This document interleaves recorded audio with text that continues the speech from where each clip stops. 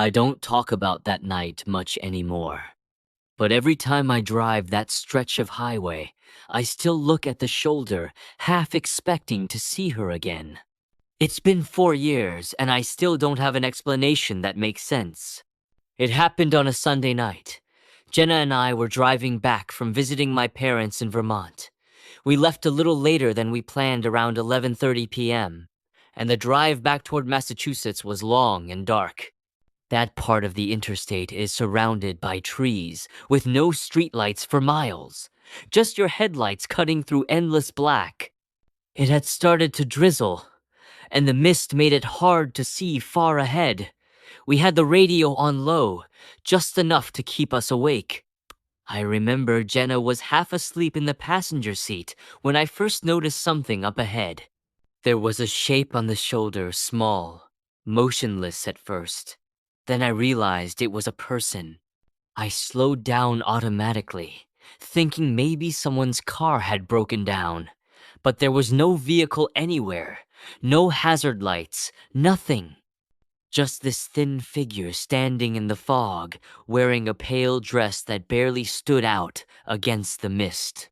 As the headlights reached her, we saw she was a girl maybe 16 or 17. Her long dark hair was soaked, sticking to her face. She was crying. Not the kind of loud, hysterical crying, but that silent, shaking kind, like she'd been crying for a long time and had nothing left. Her arms hung at her sides, palms open, eyes fixed on the ground. Jenna sat up immediately. "Ethan, stop! She needs help," she said. I pulled over a few feet ahead of her. The engine hummed quietly as the rain ticked on the windshield. For a few seconds, neither of us said anything. There was something deeply wrong about the scene, the middle of nowhere, the time, the way she stood completely still in the drizzle. Jenna unbuckled her seatbelt. "We can't just leave her." I hesitated. "I know. Just let me see what's going on first." I rolled down my window slightly, just enough for my voice to carry. "Hey, are you okay? Do you need help?"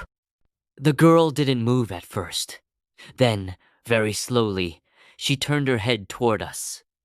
Even through the fog, I could see her eyes were red from crying. "Please," she said softly, "can you take me home?"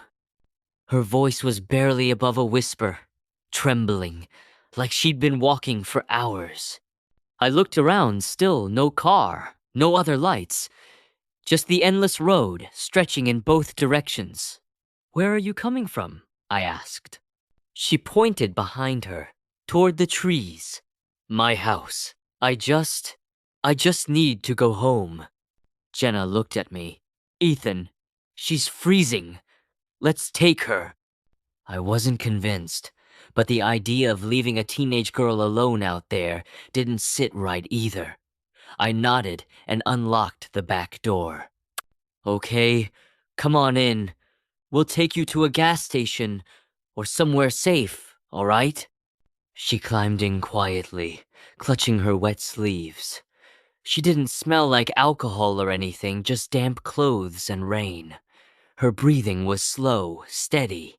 She kept staring out the window, whispering something under her breath. Jenna turned around to talk to her. "Hey, what's your name?" "Lily," she said. "Okay, Lily, where do you live?" She didn't answer right away. Then, still looking out the window, she murmured, "Down the road, the White House." "White House where?" Jenna asked, trying to stay calm.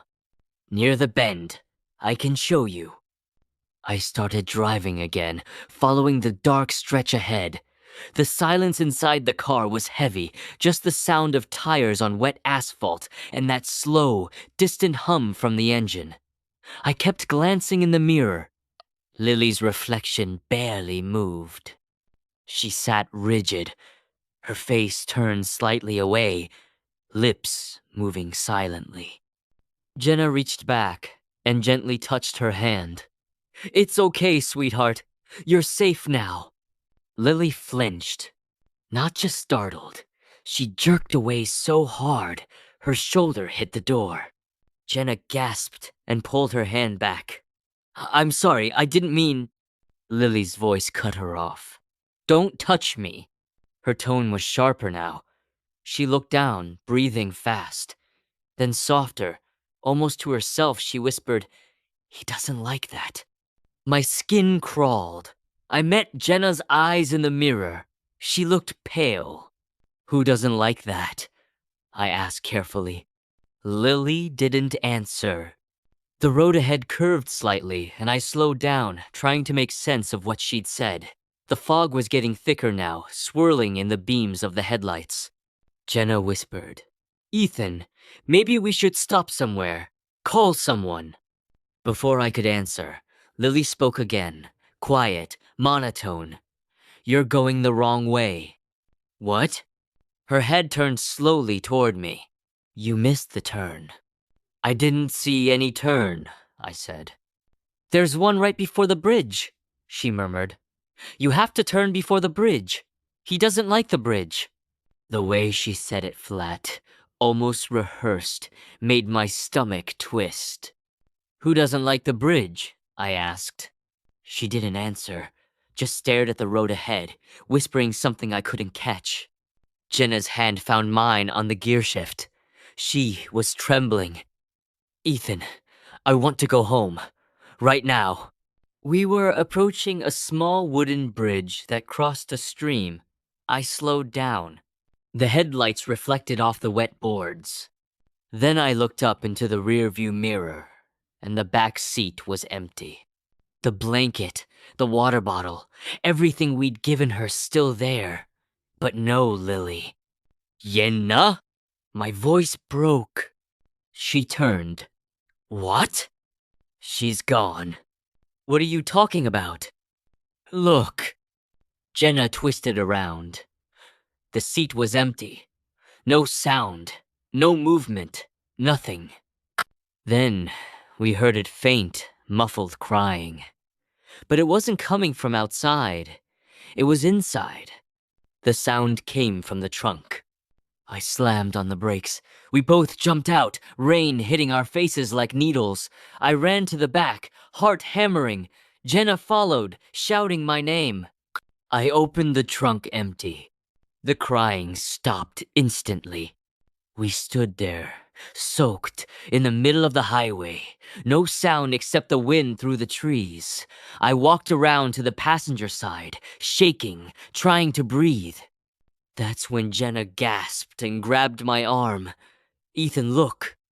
Down the road, maybe 30 feet away, on the other side of the bridge, Lily. Standing there, perfectly still, staring at us. Her dress hung heavy with water. Her hair clung to her cheeks. She didn't move. Then, as the fog rolled through, she stepped backward and vanished into it. Just like that. Gone. I don't remember much after that. We drove until we found an all-night diner and called the police.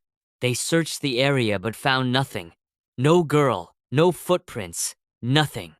But a week later, an officer called me back. He said there used to be a house, a white house near that stretch of road. It burned down in 1998. A family lived there. A mother, a father, and a daughter named Lily. They found her body near the bridge. He said, locals say if you drive there late at night, sometimes you'll see her looking for a ride home. I don't know what I believe, but every time I pass that stretch, I make sure the doors are locked, and I never, ever stop again.